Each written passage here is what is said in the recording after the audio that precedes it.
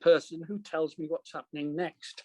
And what is happening next is that we've got, I don't want to say an old friend, I'd just like to say a friend of For the Many Mondays, been on many times, councillor in CWAC, working incredibly hard in Winsford at the moment. And he's sparing some time with us this evening, which I'm absolutely delighted with. So Richard, instead of introducing you and telling people, because they all know who you are, I would just like to say to you, welcome to the Many Mondays, and away you go. Thanks, Richard. Thanks, Dave. I didn't realise that I haven't been for a while. I didn't realise that you did this kind of weekly roundup. So it was very good. Thank you. You've missed your career as a talk show host or something. Very good indeed. I don't really know how to follow it. I feel like I've only got boring stuff to talk about now, but we'll give it a go anyway. So my cabinet portfolio is around the economy and regeneration, as people know. And I said this in a CLP meeting that Dave was at before, and then he asked me to come and do this. And the point that I was trying to make in the CLP meeting at the time, we were talking about the council's budget. And I think anybody who goes door knocking will also recognise this narrative. That the council seems to have money to spend on projects, big projects, visible ones that we'll all know about. But why haven't we got money to spend on certain services that people might also like as well? And in part, I'll give you my take on this, that there may be people on the call that have got a different take on this, but I think over time the government has chosen to centralise funding, if you like, and to encourage councils to apply in, to have money to spend on things that they think are priorities. And in the past, councils obviously received their revenue support grant. It's about £57 million for Cheshire West and Chester, that they could then choose to spend however they saw fit, whatever they thought the priorities were for their area.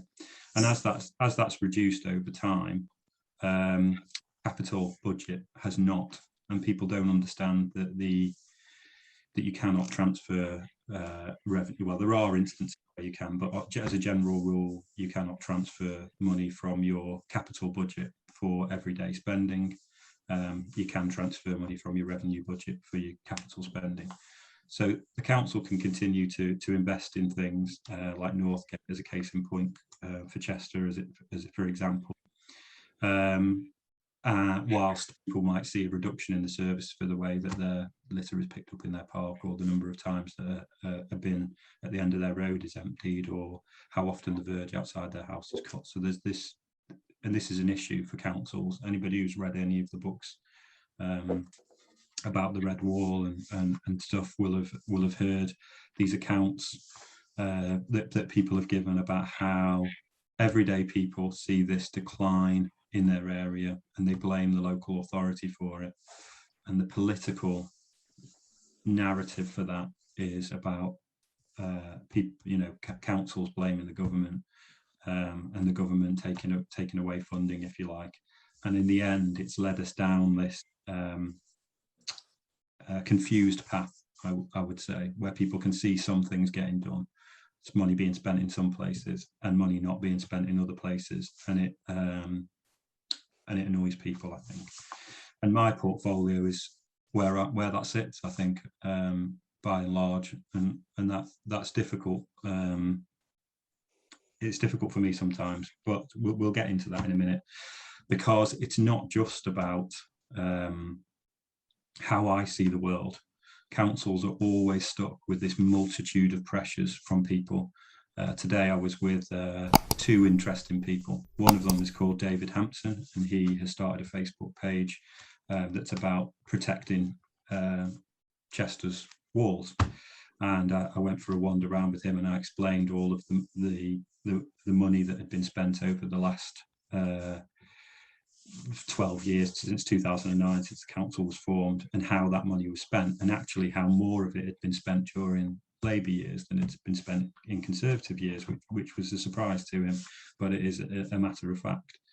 And he, at the end of the conversation, he talked to me about the bus and cycle lanes in Bourton, and he wasn't a fan of them. He didn't understand why the council would want to spend its money on something like that. I mean, it was government money, but that's by the by. Why the council would want to do something like that. And after that, I had to cycle to Bren Bikes in Newton to take a bike ride with Chester Cycling Campaign, whilst they told me all of the things that they wanted to see and what their priorities were, which were obviously about more cycle lanes and more money being spent on that. And it shows that councils often find themselves in this central position where you're making investments because you want to support the visitor economy or business groups, or you're making investments because you want to support, you know, people that might have multitude of health problems or you know, schools, etc. So we're always sat in this middle place trying to figure out what the priority is and where money should be spent. And the capital programme is one of those things. You know, not everybody will always agree on the priorities, but they are designed to speak to a certain or a number of voices at any one time, and ideally to solve more problems. You know, to solve problems for a wider group of people than might be visible if you were just looking at it in a Cheshire Live article and you thought, well, why are the council spending money on that? But hopefully there are additional benefits, additional value that we can talk about in some of these schemes tonight. So if it's okay with everybody, I will whistle through this. Dave, how long have we got before we start questions? Half an hour, Rich. So I need to do it in half an hour. Yep, that's fine. Okay. You are also a co-host now, so you can put up your PowerPoint if you want. If I do this and then there you are, perfect. Can everybody see that full screen now? Let's not bother about everyone. I can. It's not showing as a PowerPoint as the program. It's showing as an actual full screen. Yeah. Yeah. Yeah. Okay, cool. So let's start with this one very, very quickly. It's probably the least favourite thing for all people in Chester, particularly if you live south of the river at the moment. So obviously creating a one-way system in the city centre was never going to be particularly popular. People don't like change in their daily activities, particularly ones that cause destruction. And I can understand that. You know, it's fair enough. We've all got busy lives. We've all got complicated lives. And when it can take longer to get to work or longer to drop your kids off at school or whatever it might be that you have to do because of this system, I can understand why people get frustrated about it. Equally, you know, lots of those people wouldn't want to see city centre properties flood as a result of heavy downpours of surface water. They equally don't want to see Welsh Water discharging raw sewage into the River Dee when the sewage system backs up. You know, they expect the local authority and various different partners to do something about those things if there are pressures that exist. And this drain, £8 million, 1 kilometre, 8 metres below the surface drain is the solution to some of those problems. And it's the largest infrastructure project in the city since the walls were built. £5 million of the funding came from the government, and the rest of it's been paid for by us. I think there's some money from the LEP in there as well.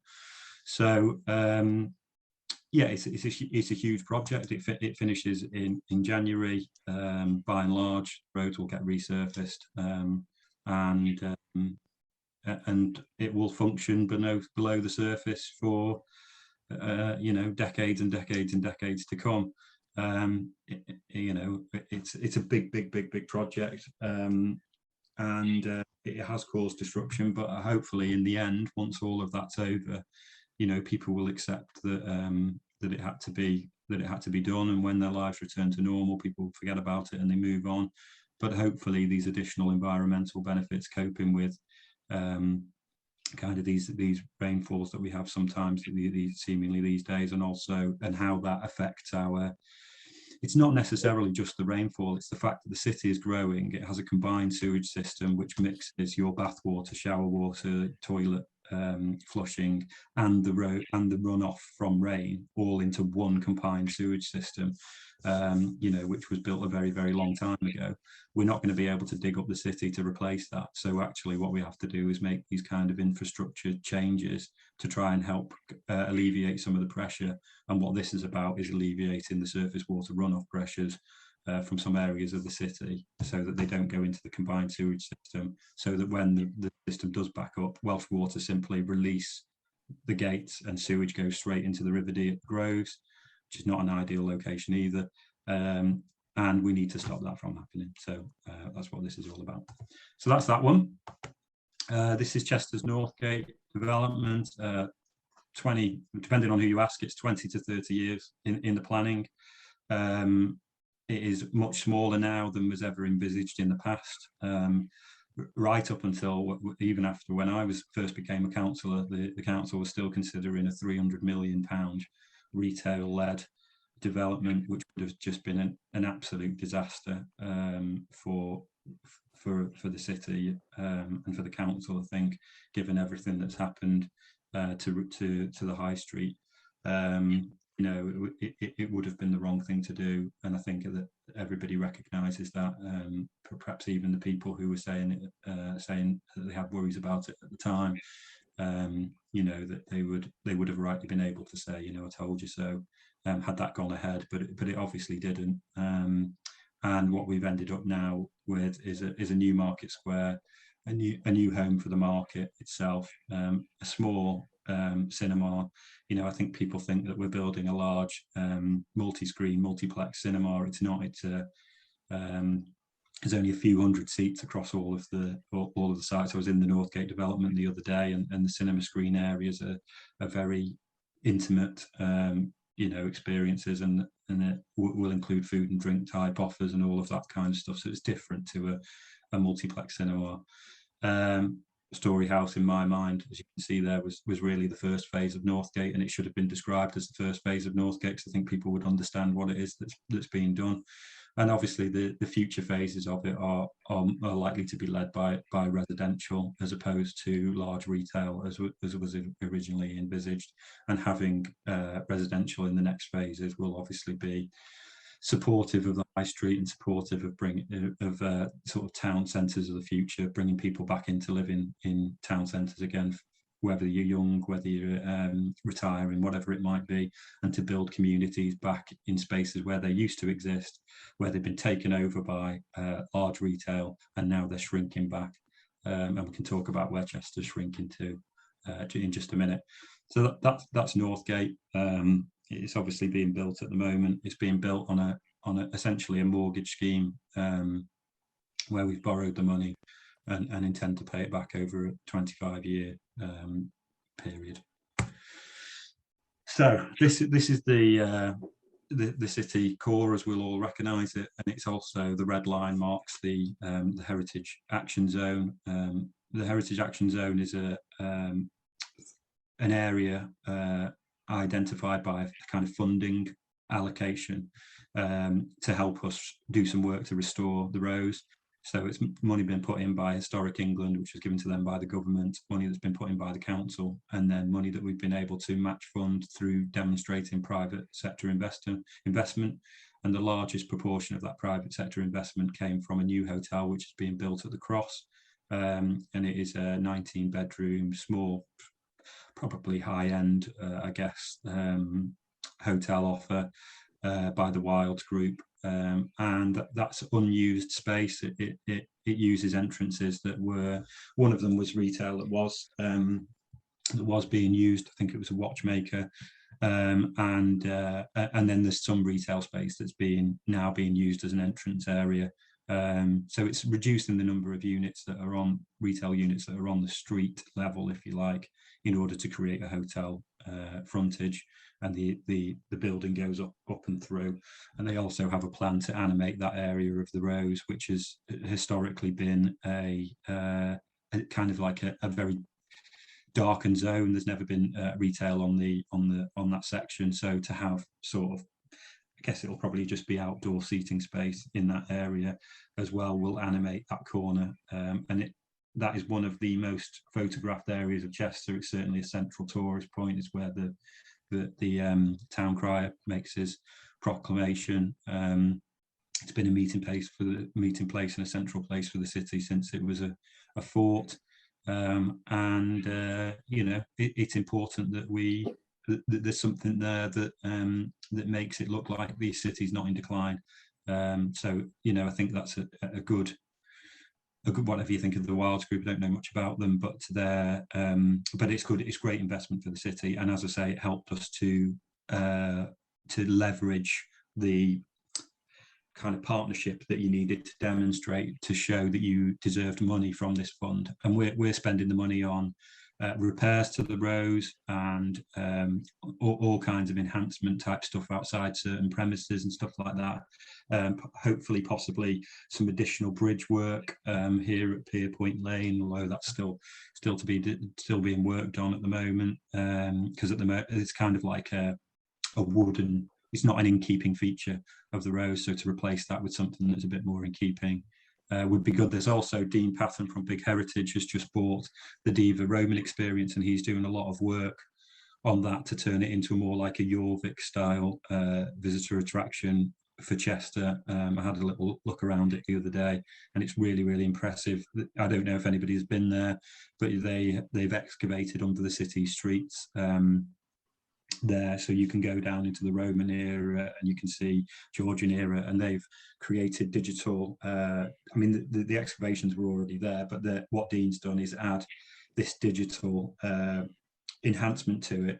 So now projectors point things out. So when you stood around looking down at this excavation of the city and you can see the streets at different levels, he's put projections that show what you're looking at, why you're looking at it, and why it's important. And it's going to be a groundbreaking, game-changing kind of attraction for school children, but also for anybody that wants to learn about the Romans and the history of a sort of couple of 1,000-year-old English city. So it's really, really good, and you know, enabling better access of Pierpoint Lane, because it almost looks hidden at the moment, would obviously help people with wayfinding towards finding those kind of attractions as well. So that's the Heritage Action Zone. D House, this is an interesting one that's been going on for a long time. It's obviously situated behind the amphitheatre. There are historians, as I can see on this call, so I'm going to try to describe my take on this, and feel free to correct me afterwards. But we cannot knock down D House, and we cannot dig up the amphitheatre. So without going into too much of the debate, let's put those two things aside. So this building is owned by the council. It looks in a sorry state. It's sat on top of an ancient monument, and we need to do something about it. It has its own story to tell, and this is my potted understanding of it, and I will describe it because I think it's interesting. But this chap called Stuart, who lives in Newton, he wrote a book on the amphitheatre. I think he works for Chester University. He came to do a presentation at a committee that I was on, and the committee was about what to do with the future of D House. And we had to hear all kinds of expert analysis. And Stuart came along and he used these words. He said, what people need to understand about the area around D House is that for thousands of years, it's been an area of recreation, education and congregation. And I thought that's three really nice sounding words that fit together. And what he was trying to say was that the Romans used the amphitheatre obviously as a sports arena and a gathering place for carnivals, festivals, events, and everything else.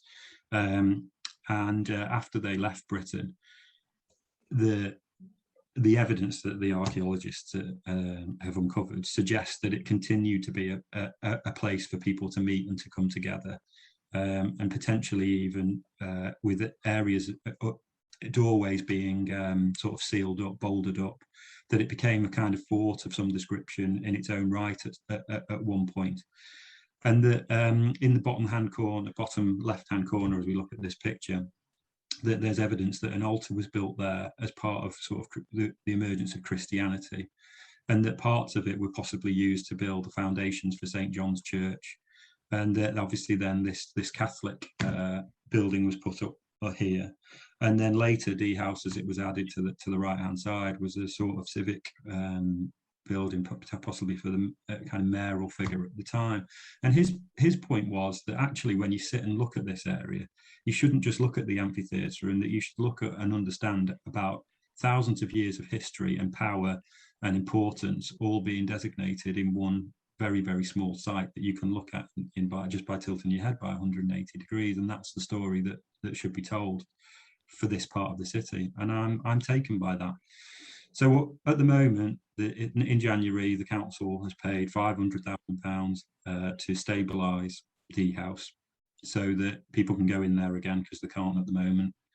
And once people can go in there, the building has been internationally marketed, and people will come forward with their proposals to turn it into something. Now, the original Thwaite scheme, which started the petition, the Dig Up Diva petition, proposed that the buildings to the far right of the picture on Souters Lane would become some kind of visitor attraction, and that a hotel group would build a hotel in there and pay for the visitor attraction, and that the council would run the visitor attraction, and then the hotel group would run the hotel. So I don't know what will happen from here, but the first stage of getting anywhere with this is to stabilise the building so that surveyors can come in and people from different groups can come in, and then they can put forward a proposal that we can take to people and say that we think this is the best thing to do to resolve the situation, given that we cannot knock it down and we cannot dig it up. So that's where that one's at. Okay, Chester City Gateway. This is massive, this one.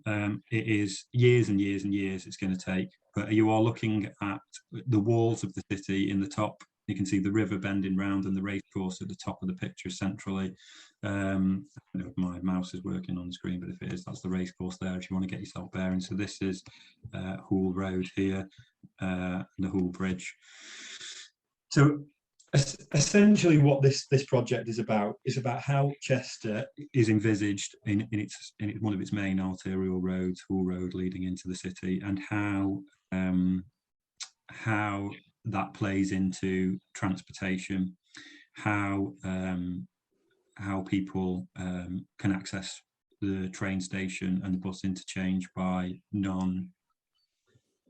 non-vehicle access, so bikes and e-scooters and whatever else there might be by the time this happens. And it's about rethinking it, basically. The orange sections are land which would be brought forward for development, so residential more than likely, although the area around the enterprise zone is earmarked for a new history centre, the archive, new archive and history centre, and that would be just off Lightfoot Street. It also includes an additional train platform at Chester train station, so it can increase the number of train movements, and it also includes how you link the bus interchange with the train station, which is the route followed by Purple along Brook Street, and how that looks in the future, and also the route that you take into town along City Road and then up towards the Eastgate Clock. So it's about reimagining all of this space, how cars move in it, how bikes move in it, how it links to the Greenway, how it links to suburban streets, and how people move around the city, including a circular bus link that takes in the interchange, the city centre and the train station, and whether or not that's some kind of electric bus or something, self-guided tram or whatever it could be by the time this comes off. They're all of the concept ideas, not a tram that follows on tram routes, by the way, something that would be road-based. We're not proposing creating a tram system, as was here in the past, of course, but no, it's not about that. It's about something that can move around frequently, so frequently that people don't have to worry about what time it comes, that they can move around these sites quite easily. using it and don't have to necessarily worry about bringing the car into the city centre to access all these points. Big one, that one. Lovely big job. But and it also includes a new bridge over the important point, a new bridge over the Hull Bridge, which would be for cycling and for walking. And the idea is, I've been talking to Monty about this because it used to exist, that you'd be able to get straight into the train station from Hull Road without crossing over the bridge, if that makes sense. And Monty was telling me how he used to be able to buy a ticket at the bridge to be able to get onto the train way before you even got to the train station. That's what used to happen years ago, and all of that's obviously been taken away. So this plan does include ideally train station access from, as you kind of see it in the smudged red, from the Hull side of the railway tracks as well, so that you can permeate through the train station rather than it being this fixed rigid thing that you have to travel all the way around to get into through the front door. That it's a space that's accessible from a multitude of different directions. Okay, right. Conscious of the time. How long have we got left, Dave? You've got plenty of time. Don't worry. Okay. Right. This is my. I don't want to say it's my favourite because there'd be lots of people from different areas in it. But what I want to say about this one is, what's the role of the council in high net and in an industrial area and in a vision and in the future and in climate change and all of these different things? And I guess there are wheels that turn regardless of what you do, and it's sometimes you just got to grab onto them and try and at least make them turn a bit in the direction that you want them to turn to as best you possibly can. And Cheshire West and Chester is fourth or fifth, depending on what you read or who you speak to, carbon emitting borough in the country. And that's a fact that we can't really move away from. So when in 2019, when all the councillors on the council put up their hands for the climate emergency declaration, the scale of actually achieving a carbon neutral borough when you're the fourth or fifth worst emitting borough is actually quite overwhelming, really.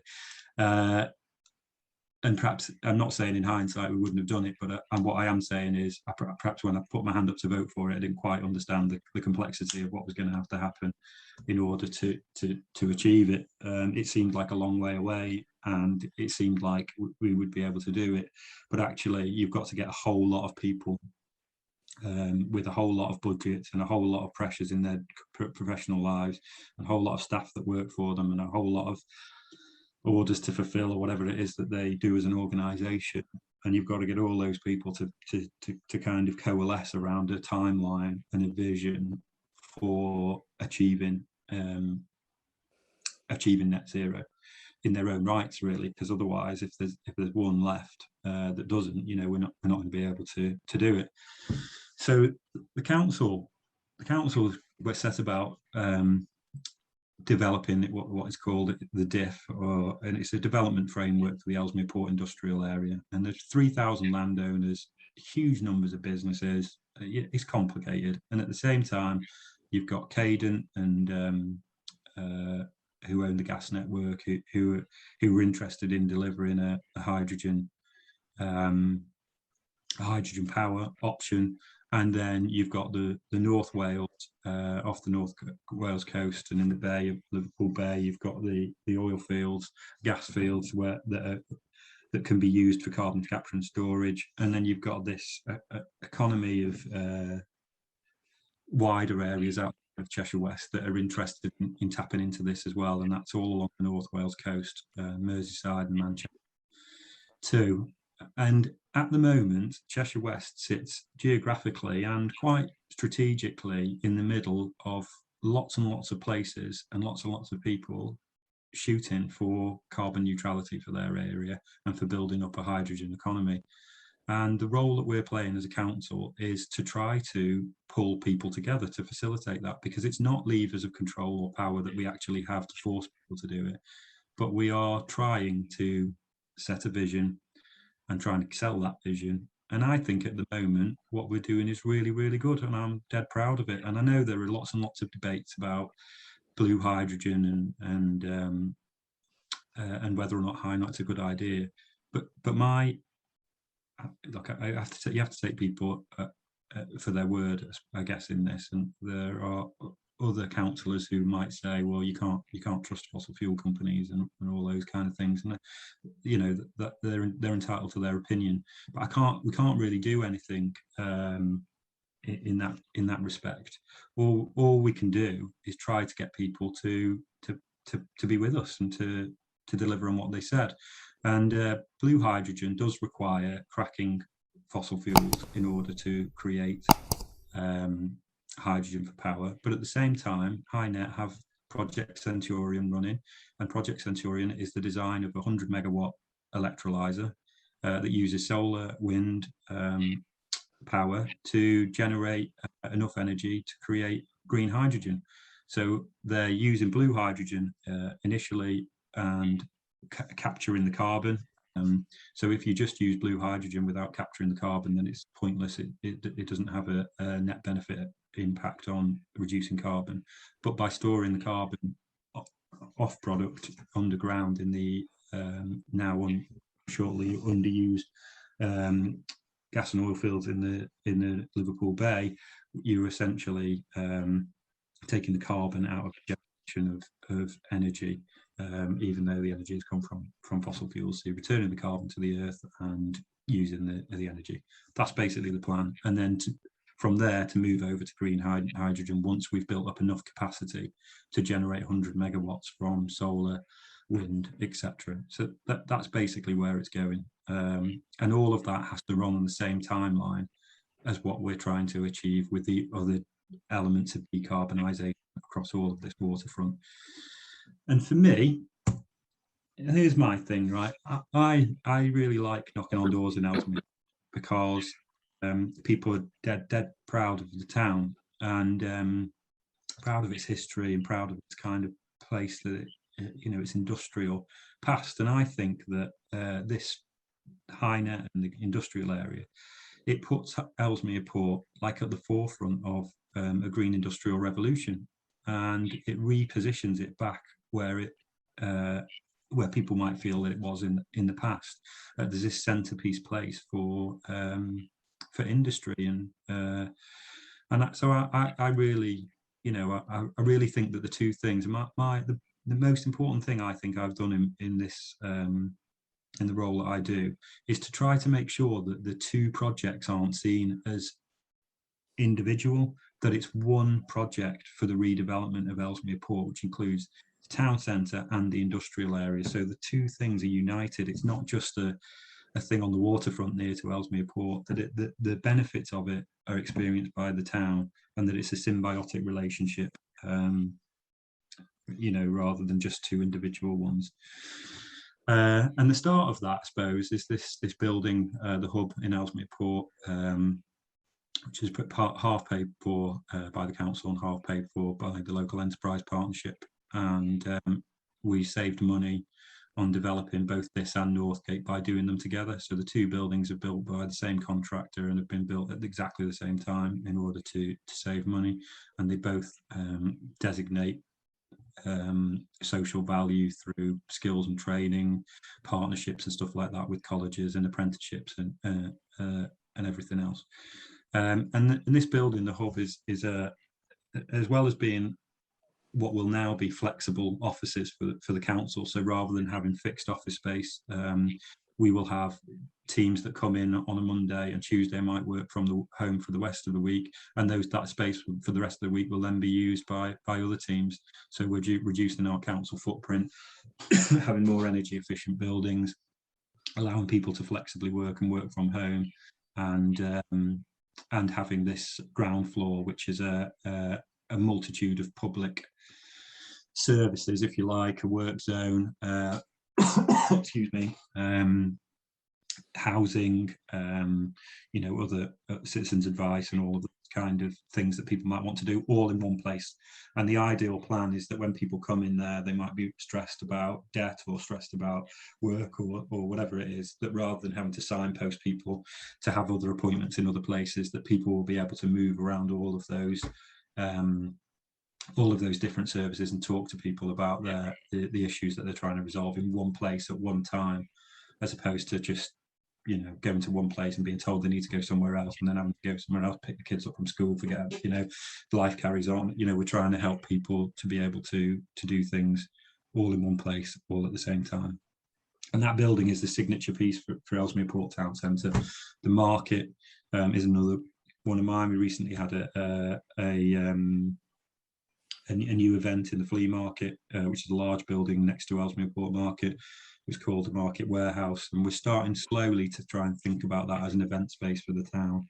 There's also plans around community use around Civic Hall as well, that are just emerging, and there are 5 sites that are up for new town centre housing as part of like our pathway housing project. So 5 brownfield sites in the town centre that are identified for town centre housing, and that will also play into supporting the high street and everything else.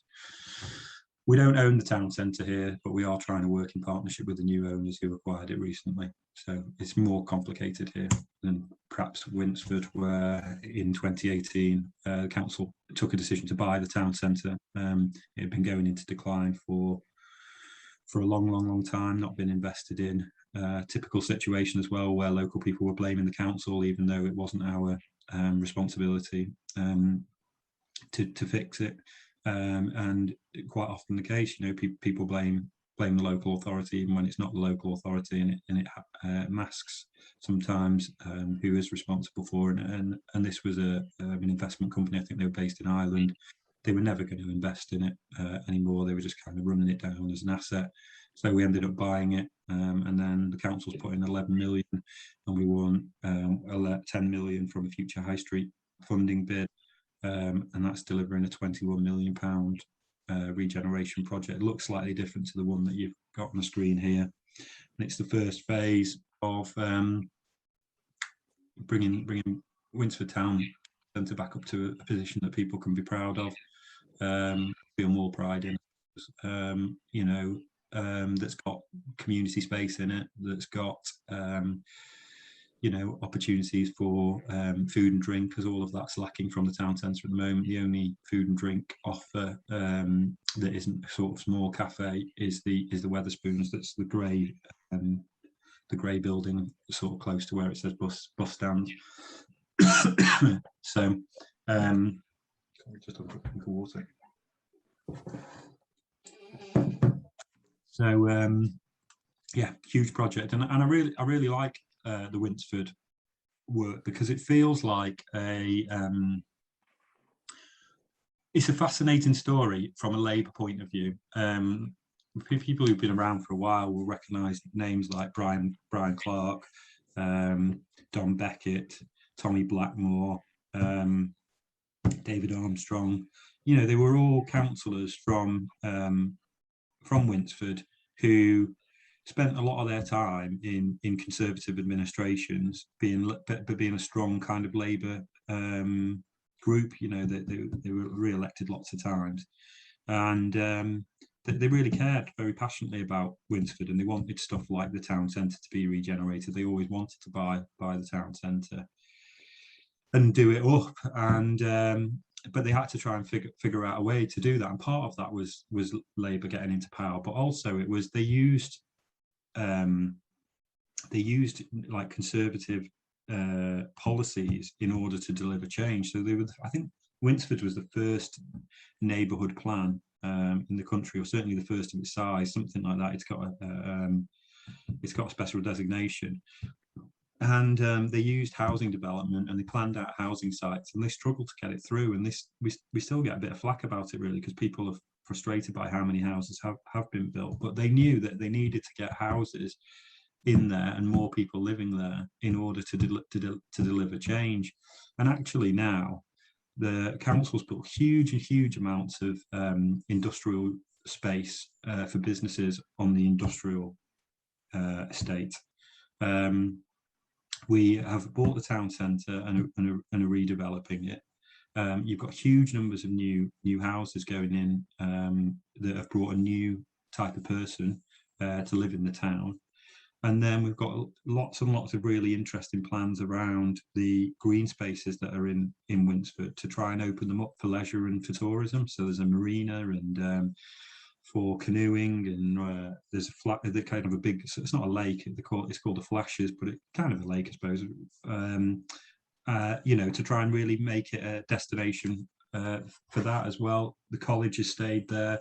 Knights Grange is a world-class sports facility that we're hoping to build with the FA there too, which will include a hotel and some other bits and bobs. So there's loads of stuff that has changed just in the last few years, but the foundations for that are definitely set out by a couple of Labour councillors, and only one of them is still a Labour councillor now, because they're all cracking on a bit. But it just goes to show that you don't necessarily know the difference that you can make when you become a councillor, because you have to, a lot of this stuff just happens over a very, very long period of time, and you just have to keep laying a stone at a time, and then ultimately you can get to realise what people really wanted to happen, which was, you know, a new town centre. Just quickly, this is a housing development that's going to happen near the Flashes, but it's an interesting one because it's got lots and lots of environmental credentials. I won't go into it now, but it's about potentially a local heat network and various other different bits and bobs. But it's really, really good because the estate is going to permeate into the green space, and it's going to feel a lot different as a housing estate to perhaps the ones that we're used to seeing being built. That's the industrial area. Just wanted to show that. It's really great, some of the stuff that we're doing there. Just very quickly on Northwich, people will know that Barron's Quay was built in Northwich, very, very large retail scheme. It wasn't built by Labour, it's built by the Conservatives, and we've struggled to fill it. I won't go into too much detail because I don't think there's anyone from Northwich on the call. But the next one coming up in my portfolio is what to do with Weaver Square. There are too many shops in Northwich, essentially, and we did try to build a hospital in partnership with Mid Cheshire Hospitals. That was the original plan, in the town centre, right next to the bus interchange, and a brand new hospital, which would have been great for the town centre, bringing people in, and it would have been great access. But Mid Cheshire Hospitals have decided to go another way, unfortunately. So it's likely that this will become green space and residential. And the reason why I said green space is just to show this was almost supposed to be a temporary project, but it's become really loved by the town. They've called it Apple Marketplace, and it was on the site of a burnt down, when the outdoor market burnt down. And rather than just boarding it up and hoarding it up, we've built this wildflower meadow and space in the town centre. And it's the odd thing is that it's brought back, it's not odd, this is what we hoped to happen, but it's brought back hospitality businesses back into the empty units that are around Weaver Square, because people are enjoying sitting out and you know, looking at the green space and in places that they didn't do before. So there's a couple of nice coffee shops and a bar that's opened down there, specifically because people are enjoying being down there again when they'd kind of stopped and the place had sort of gone into a bit of decline.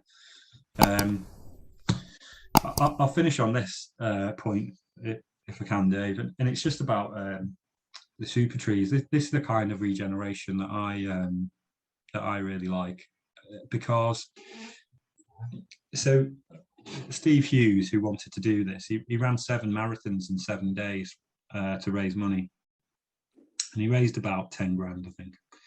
And the actual cost of the project was much more than that, a couple of $100,000, because the reality is shutting a roundabout and putting giant metal structures in there and everything else costs a lot more than what most people in the general public think they do, and they often then question how much you're spending because they think that you're spending too much and that it's being wasted.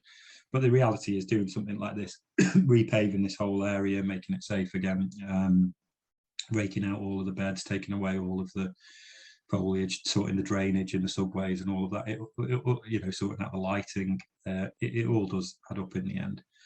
However, when these structures are finally covered in plants as are growing up them at the moment. They're a lot more, lot less sparse than they look in this picture.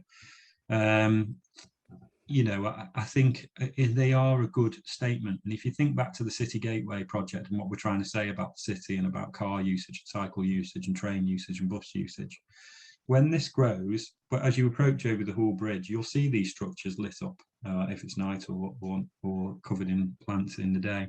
And you'll see the grass roof of the bus interchange, and you'll see the cathedral and the town hall behind it. And it will give you this impression of what I think regeneration is about statements, about towns, and about what we talked about with Winsford and Pride, and what we talked about with Ellesmere Port and identity. And for Chester, it will be about an historic city with like you know, steeped in history, but with a green future. And I think that's the message we want to say: a sustainable, modern, historic city in a sense. And I think these help us to say that. And one of the things that costs zero money in the grand scheme of things that I'm really enjoying being part of is this Wildlife Connections Trail. And the Wildlife Connection Trail runs from the super trees, and it allows you to walk to the zoo, and it takes you through all these different points. And we've signed it all out everywhere, so there's wayfinders to follow.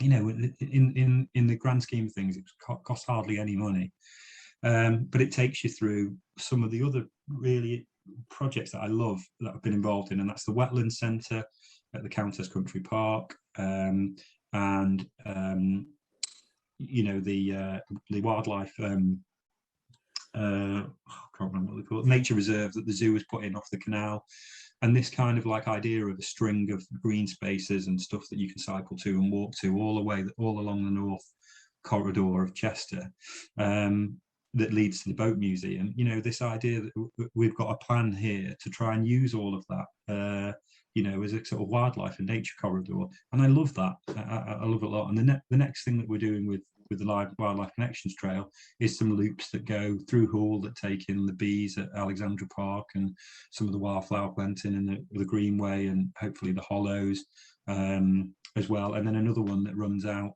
in a loop down the Duke's Drive to Eccleston and back along the river, and all ending up back at the super trees, so that we've got these kind of like sustainability walks that all lead off and return to this particular point. And the structures have allowed us to make this a central place for that. And I love that. And it's not, you know, it doesn't cost anything really. Obviously the super trees did, but the mapping and and it is about regeneration, because we're routing people around the city. Where, you know, the Hall one's going to take in Hall High Street, so people have to walk along Faulkner Street to be part of it, and might spend some money in a local cafe. And I think that's the real side of my portfolio that I enjoy the most. The bits that are simple but I think have a big impact. There you go.